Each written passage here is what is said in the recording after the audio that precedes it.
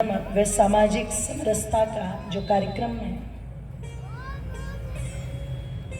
जिसका आयोजन आर्य समाज संजय नगर सेक्टर 23 के तत्वाधान में चल रहा है, आज इसका ये द्वितीय दिवस है।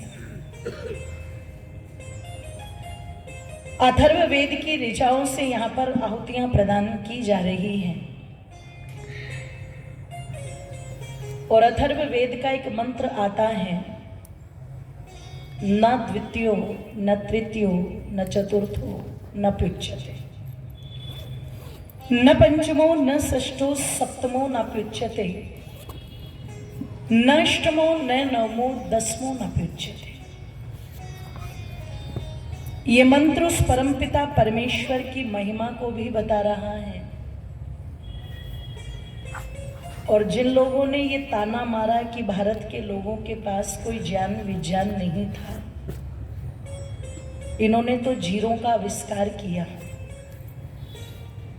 यहां पर सीधे सीधे बात शुरू हो रही है, न द्वितीयो, द्वितीयो का मतलब दो, न तृतीयो, तृतीयो का मतलब तीन, न चतुर्थो न पंचमो न षष्ठो न सप्तमो न अष्टमो। तो अगर हमें गिनती नहीं आती थी तो फिर ये गिनती इस मंत्र में कहां से चल रही है? सोचने वाली बात है। ये मंत्र कह रहा है कि वो दो नहीं है। कौन? माताएं बताएंगी। आदरणीय हमारी माता जी बड़ी स्वाध्यायशील है, एक बार जोरदार करतल ध्वनि से स्वागत करेंगे उनका। मैं भी हृदय की गहराइयों से उनका वंदन अभिनंदन करती हूँ। अच्छा, तालियां भी ऐसी बजा रहे हैं कि हाथ ना गिर जाए हमारे। देखो, या तो यहाँ ताकत लगा लीजिए आप मन से, नहीं तो अगले जन्म में कहीं तुम्हें पैरी फेरर वाले टोल टैक्स पर न बजानी पड़ जाएगी। मेरी माताओं, ये मंत्र कह रहा है वो दो नहीं है। कौन? इस संसार को बनाने वाला ईश्वर। और दो नहीं है तो बड़ी सीधी सी बात है कि एक तो है। आगे कहा, अपने मन में भ्रांति मत पाल लेना ये सोच करके कि जब हम किसी कार्य को करते हैं तो अकेले नहीं कर पाते। कहावत भी बन गई, अकेला चना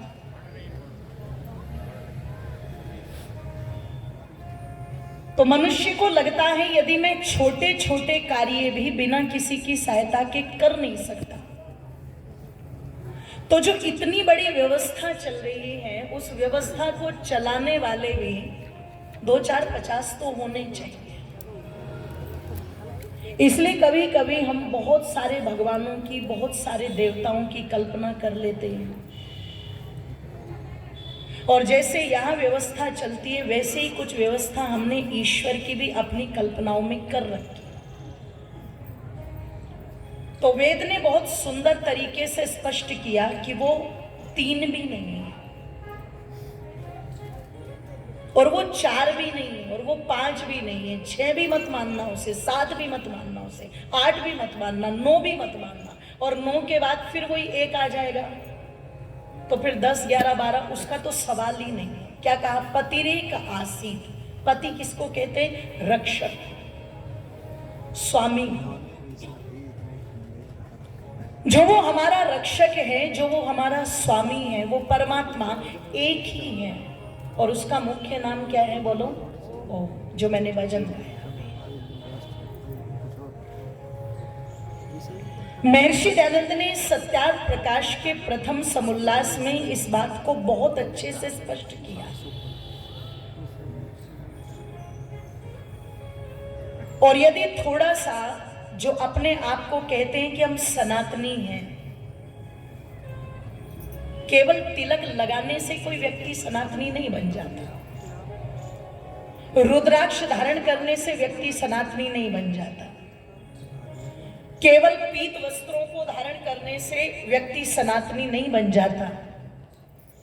सनातन शब्द का सीधा सीधा अर्थ है जो उस व्यवस्था को मानता है जो सदा से थी, सदा है और सदा तक रहेगी। अगर कोई बीच की मान्यताओं को पकड़ करके चल रहा है तो आप उसे पौराणिक कह सकते हो, सनातनी नहीं। जो पुरानी परंपराओं को मान रहा है। और पुरानी के मतलब कितनी पुरानी? 4000 वर्ष के बाद के इधर की परंपराओं। क्योंकि मैं एक उदाहरण आपको दे रही हूं, यहां जितनी भी बुजुर्ग माताएं जो 60 साल से ऊपर की बैठी हुई हैं, एक बार उनसे आप पूछ करके देखना कि उन्होंने पति की लंबी आयु के लिए करवा चौथ के व्रत रखे थे क्या? तो जो 60 साल से पहले की होंगी,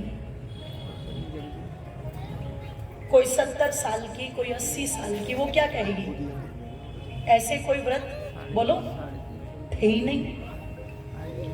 हमें तो बस इतना पता था कि जिस परिवार में हम आए हैं उसमें अनुकूल व्यवहार करना है, सबको प्रसन्न रखना है, बड़े बुजुर्गों की मान मर्यादा को रखना है, सबको बहुत अच्छे से बड़े प्रेम से भोजन आदि बना करके खिलाना है, सब कार्यों की व्यवस्था करनी है, बड़े धैर्य और बड़ी बुद्धिमानी से रहना है।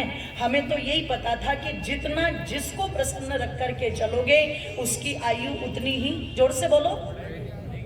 अच्छा, ये सच्चा व्रत था कि झूठा व्रत था? बोल दीजिए एक बार। सच्चा। ऐसे ही तो व्रतों की प्रार्थना की गई ना वेद में भी, अग्ने व्रतपते व्रतम चरिष्यामि। तो वो आपसे स्पष्ट कह देगी कि हमें इतना ही पता था और इसी व्रत का पालन करते हुए हम आगे बढ़े, और तो हमें पता नहीं था। अब धीरे धीरे पता लगा, मेरी माताओं कुछ मान्यताएं इस प्रकार की चला दी कि पति की लंबी आयु अगर करनी हो तो कार्तिक माह में या कभी कभी अक्टूबर में भी आ जाता है, बोले उससे पहले माताएं जो है ये व्रत कर ले। चलो, बचपन में मैंने देखा व्रत करती थी, कहानी सुनती थी, कहानी सुन करके पानी पी लेती थी, फिर चाय पी लेती थी, रात को चांद निकलता था, पानी दे देती थी तो चुपचाप भोजन कर लेती थी। ये मैंने अपने बचपन में देखा। पर एकता कपूर ने सोचा कि इसमें थोड़ा मसाला और डालना चाहिए, और एकता कपूर ने इसमें क्या मसाला डाला, उसने जो नाटक बनाए और उन नाटकों में उसने ये व्रत बनाया। तो वो क्या दिखा रही है कि पति आ रहा है और पति छत पर खड़े हुए हैं, पत्नी के हाथ में छलनी है, छलनी में दीपक है और वो छलनी में पति को देख रही है, फिर दीपक को पीछे फेंक रही है और फिर पता लगा पति उसे पानी पिला रहा है और फिर जाकर के वो अपना व्रत खोल रही है। ये किसने दिखाया? जोर से बोलो। नाटक ने। और जितने जितने जितने नाटक देखेंगे उतने उतने नाटक व्यक्ति के जीवन में आते चले जाएंगे। पहले लोग कहते थे नाटक मत कर, आज हमारे जीवन में वास्तविकता कम नजर आती है और नाटक, जोर से बोलो, ज्यादा नजर आते हैं। आपके विवाह शादियों का जो पूरा का पूरा सिस्टम है आज वो नाटकों से प्रभावित हो चुका है। शादियों में गीत गाती हुई महिलाएं एक दूसरे को मेहंदी लगाती थी, पर आज मेहंदी का फंक्शन, जोर से बोलो, अलग से।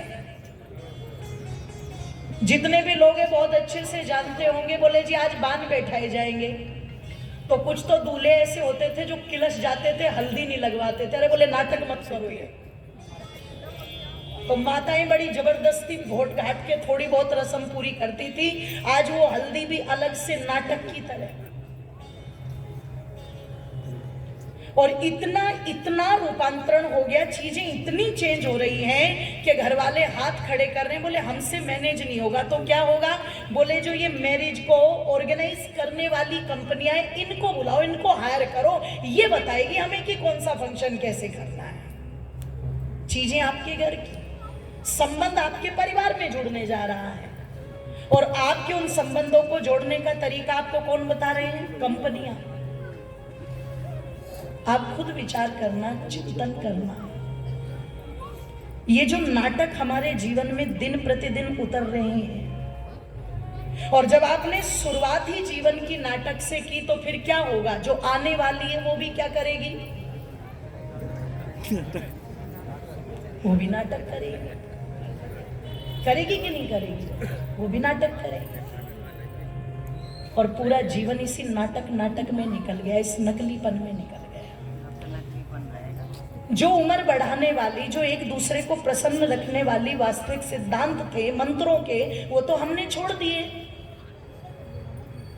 और मुझे तो कई बार आश्चर्य होता है, बहुत आश्चर्य होता है। शादी हो रही है, जितनी भी ताकत लग रही है, जितनी भी ताकत लग रही है, ध्यान रखिएगा, वो उन चीजों पर लग रही है जिनका कोई महत्व नहीं। जितना समय आप लगा रहे हो वो उन चीजों पर लगा रहे हो जिनका कोई महत्व नहीं।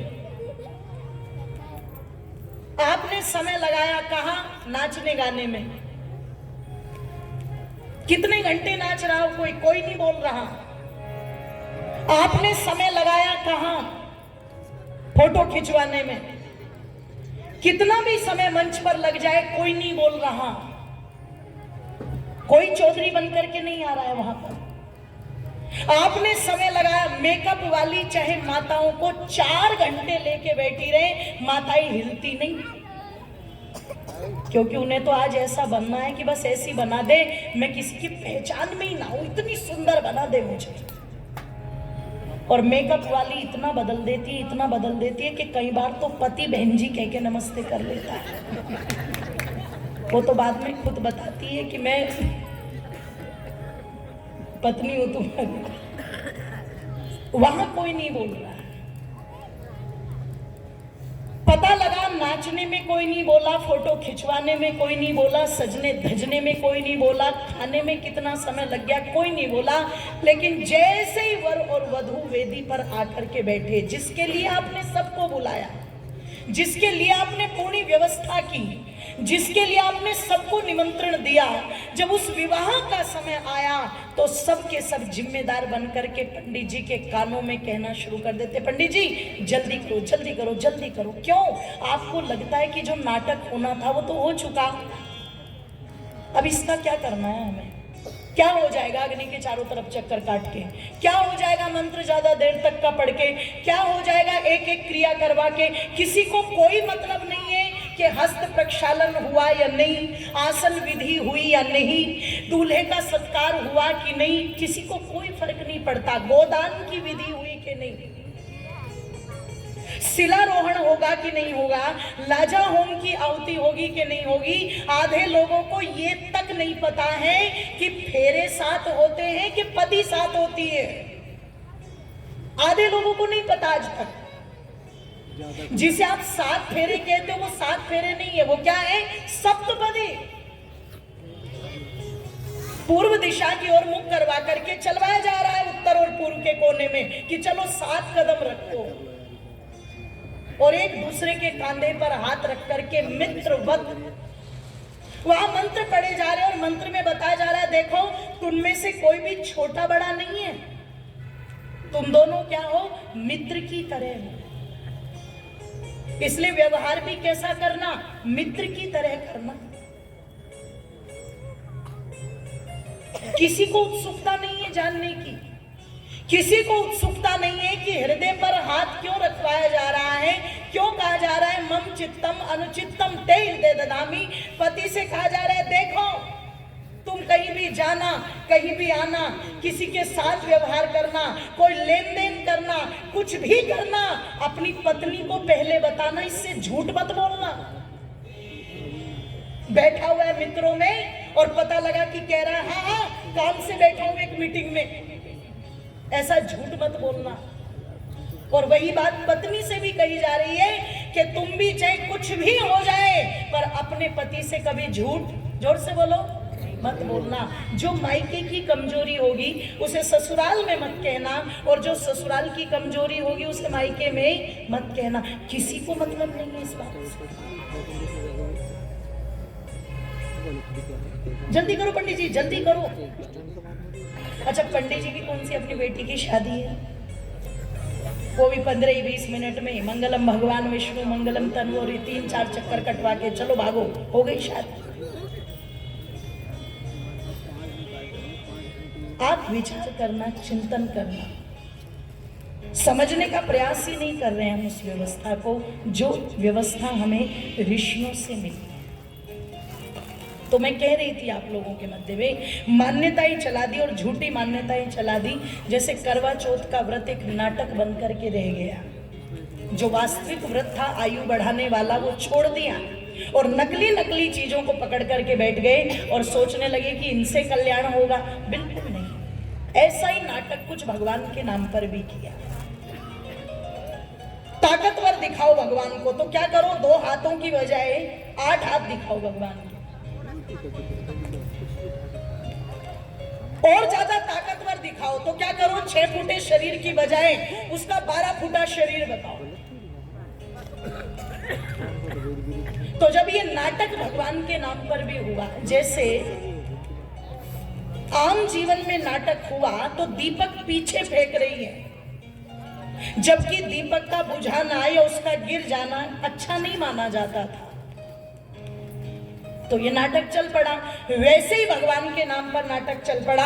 अथर्ववेद के मंत्र ने कहा वो 2 नहीं, वो 3 नहीं, वो 4 नहीं, वो 5 नहीं, वो 6 नहीं, 7 नहीं, 8 नहीं, 9 नहीं, पतिरेक आसीत, वो सबका स्वामी, वो सबका मालिक, वो सबका परमात्मा। जोर से बोलो, वो एक ही है। और उसके 4, 6, 10, 2, 12, 18 हाथ बनाने की कोई आवश्यकता, जोर से बोलो, नहीं है। उसके पैर बनाने की कोई आवश्यकता नहीं है कि वो 3 उसमें ही पूरा लोक नाप दिया। उसके कान बनाने की आवश्यकता नहीं है, क्योंकि न तस्य प्रतिमा अस्ति, उसकी कोई मूर्ति नहीं है। वो एक है, पर वो एक भी कैसा है, सर्वशक्तिमान है। अपने कार्यों को करने में किसी की सहायता नहीं लेता। उसकी आंखें नाक कान की कल्पना मत करो, क्योंकि ये संपूर्ण ब्रह्मांड ही उसका शरीर है।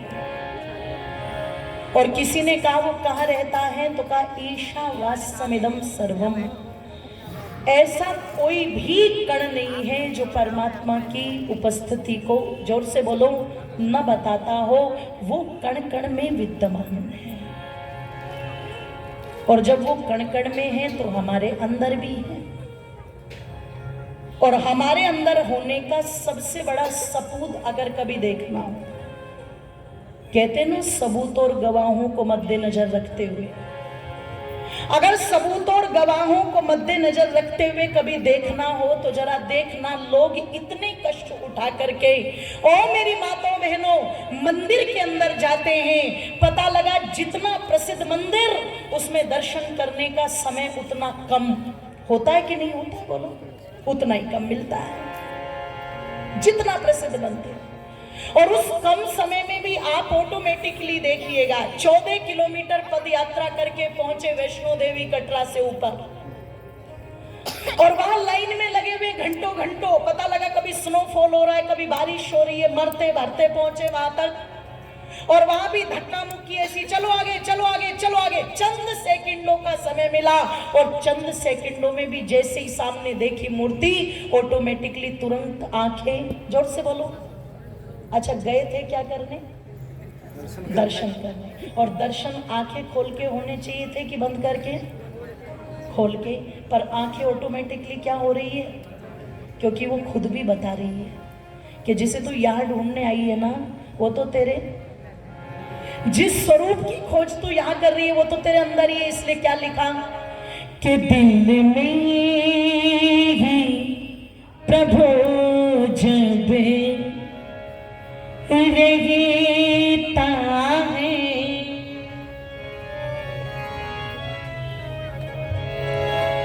दिल में ही प्रभु जब रहता है, मंदिर की जरूरत क्या होगी, क्या होगी। दिल में ही प्रभु जब रहता है, मंदिर की जरूरत क्या होगी, क्या होगी। मेरा कर बताया वेदों में, मेरा कर बताया वेदों में, फिर उसकी मूरत क्या होगी, क्या होगी। दिल में ही प्रभु जब रहता है, दिल में ही प्रभु जब रहता है, मंदिर की जरूरत क्या होगी, क्या होगी। जाकर बताया वेदों में, मेरा कर बताया वेदों में, फिर उसकी मूरत क्या होगी, क्या होगी। दिल में ही प्रभु जब रहता है, दिल में ही प्रभु जब रहता है।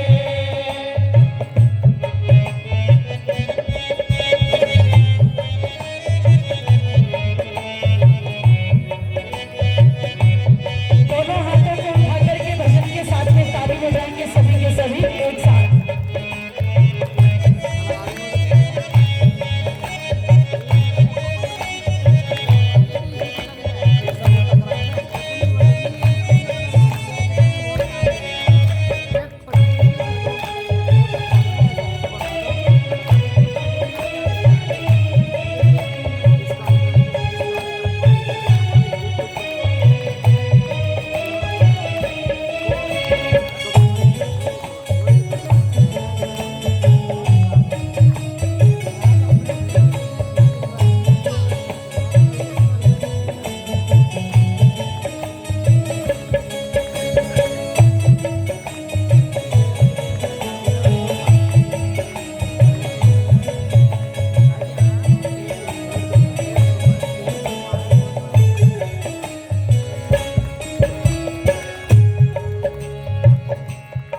नादा है जमाने वाले भी जो भोग लगाते, ईश्वर को नादा है जमाने वाले भी जो भोग लगाते, ईश्वर को